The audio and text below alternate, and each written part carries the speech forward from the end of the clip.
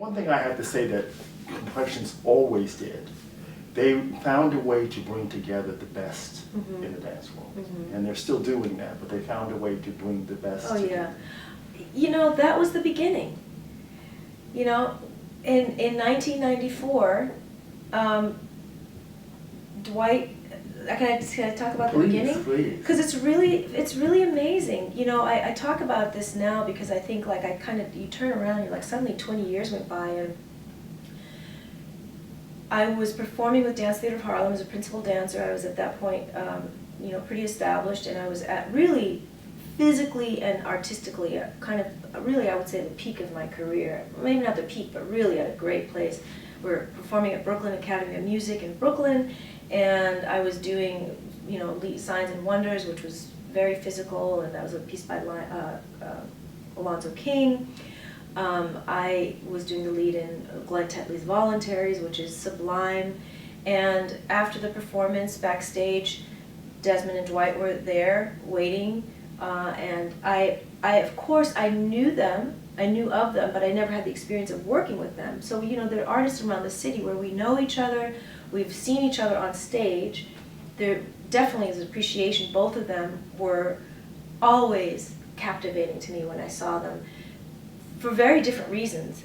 Definitely they both were absolutely 100% committed on the stage when they were there. There was nowhere else they were. You really felt the 100% commitment and passion, but they were very different artists. So here they were, and they let me know that they were putting together a group of dancers, and they would like me to be a part of it. And, you know, inside I was like, yes! But probably I was much more calm with my saying, I'd love to. And so that was the beginning. I had no idea who else was involved, who else they kind of pulled together. I didn't know Dwight's work. I didn't know what it would be. But I was at a point in my career where I was hungry I started doing much more contemporary work and challenging myself physically, and I was hungry for more of that. I joined Dance Theater of Harlem in 1984. It was 10 years later, and my career would end there 3 years later. So I was kind of, repertories was starting to get recycled at Dance Theater of Harlem. So it was a time that I was, it was the right time for me to be a part of something like this. And my process with Dwight still remains one of the most transformational processes, in that I remember we were in Kathy Polson's studio, down on wherever that is in Village, and wooden floor, narrow studio, and Dwight has this big empty frame that's heavy, and he has this vision of doing this duet, which ended up being Naked Perfume, and it was with me and Desmond. And I, you know, start the rehearsals and slowly but surely learn that he was really not that interested in a real controlled, perfect line. Actually, I should correct that. He loves perfect line, but he always wanted that, and then he wanted to go further. He challenged me physically with his choreography, and it frustrated me because I'd fall a lot and couldn't get it, and he would say like, yes, wait, that's it. That's what he wanted. He wanted that insecurity. He wanted to figure out. He wanted to see what happens when I go to this place that's uncontrollable, and how do I get out of that. That was the juice for him. That was like the effort. He liked the effort. And you know, my training was you hide the effort. You know, that's our training as ballerinas. You don't let them know how difficult it is. And here Dwight's saying, yeah, I want to see it. I want to use it. Use that effort. Use your body. What needs to happen? And then, of course, there's this big, huge frame, which is really, it was a pas de trois. It was because that frame had its own choreography. And then working with Desmond, who is, you know, an exquisite artist. He's just all in, all the time. And there was one thing that I remember he asked me at one point to take my hair down in a rehearsal. And I, of course, was like, I don't really want to do it, but I will.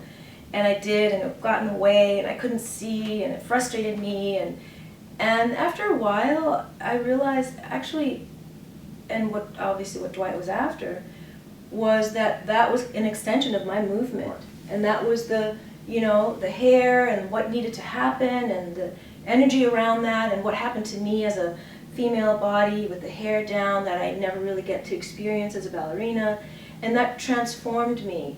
And, you know, it actually became harder for me to put my hair up after that at Dance Theater of Harlem.